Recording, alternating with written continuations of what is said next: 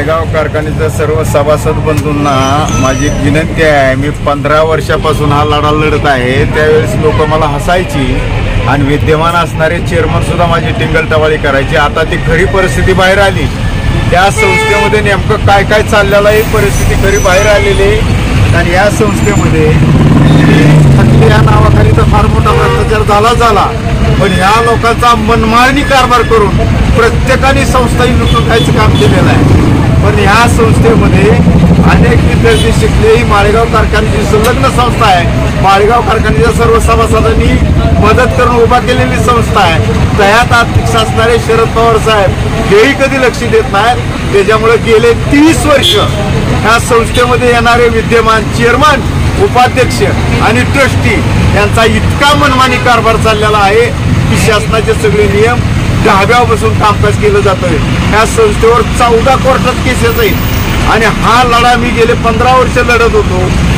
अनेक चांगले शिक्षक शिकवणारे होते।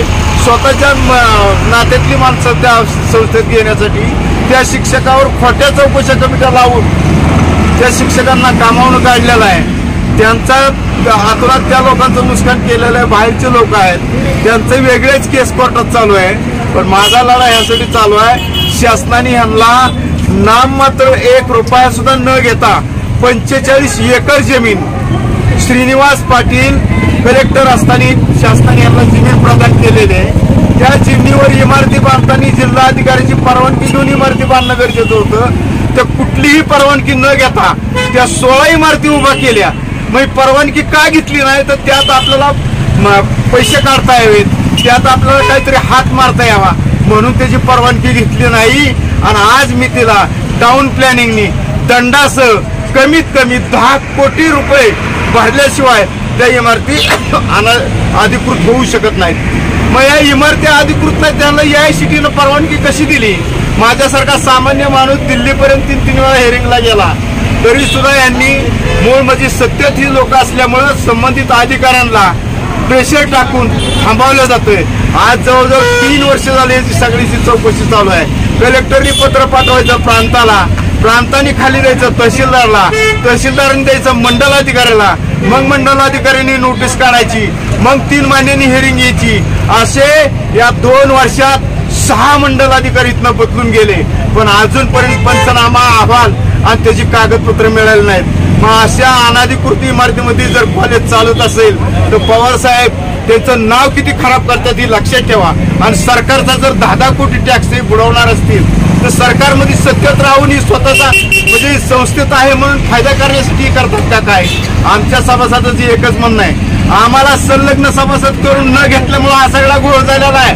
पहिल्या जुन्या घटनेमध्ये 5,000 रुपयात आजीव सदस्य तिथं होऊन त्यांना मताचा अधिकार किंवा मीटिंग मध्ये भाग घ्यायचा अधिकार होता। 2007ला ह्याच ट्रस्टीनी संगणमताने कुठल्याही सभासदाची चर्चा न करता 5,000ची घटना बदलून 50 लाखाची मर्यादा केली।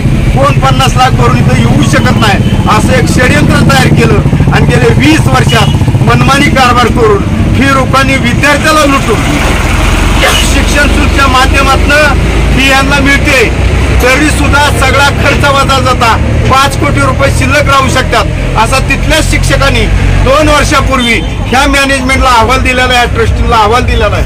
5 कोटी रुपये जर शिल्लक राहत असतील तर आज 30 वर्ष संस्था चालू आहेत, अनेक कोर्सेस चालू आहेत।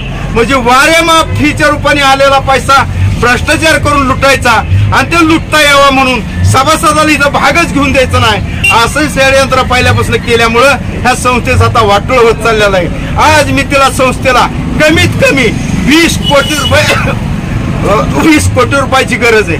मग विचार करा, 2018ला 50 रुपये टनाप्रमाणे 3,87,00,000 रुपये माळेगाव कारखान्याकडनं सभासदाचे आणले, ते पैसे गेले कुठं? त्याचा हिशोब कुठं द्यायला तयार नाहीत। आज 30 वर्ष झालं, 30 वर्षातले 15 वर्ष झालं चॅरिटी कमिशनरला, चॅरिटी ऑफिसला ऑडिट जमा नाही। ऑडिट का दिलं गेलं नाही? कुठल्याही इमारतीची तिथं नोंद नाही का? इमारतीच अधिकृत नाहीत म्हणून मी गेले 15 वर्ष झाला हा लढा लढतोय। 2009ला ह्याच बोर्डावर त्या टायमाचे विद्यमान चेअरमन बाळासाहेब तावरे आणि त्या टायमाचे संचालक केशवबापू जगताप आहेत, ते आज इथं विद्यमान उपाध्यक्ष आहेत। ह्या सर्वांच्या साक्षीने ह्याच गेटवर धरणे आंदोलन केलेलं होतं. त्या टायमाला दिलेलं आश्वासन आज 15 वर्षात सुद्धा ही लोक पुरी करू शकले नाहीत. म्हणजे एवढं चुकीचा कारभार करून सभासदाच्या माती पैसे मारत असतील तर यांना कुठंतरी शव असला पाहिजे. म्हणून इथं आंदोलनाला बसलोय. ही बातमी भारतात नाही, महाराष्ट्रात नाही, भारतात न्यूज झाली पाहिजे.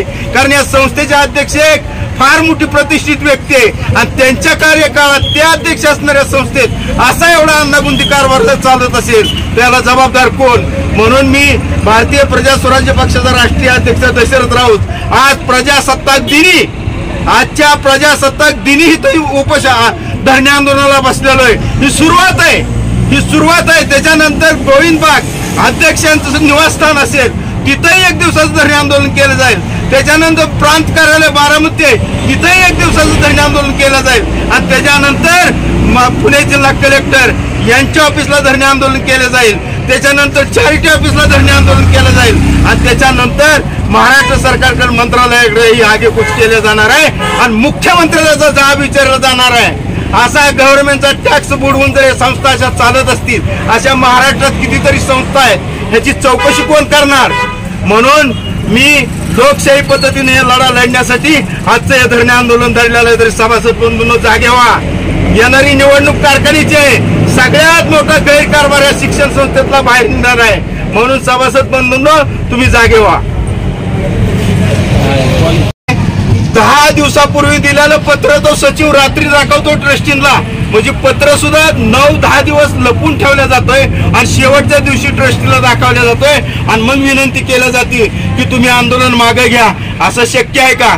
त्याच्यामुळे कुठलंही लेखी पत्र मिळाल्याशिवाय आंदोलन मागे तर घेतलं जाणार नाहीच.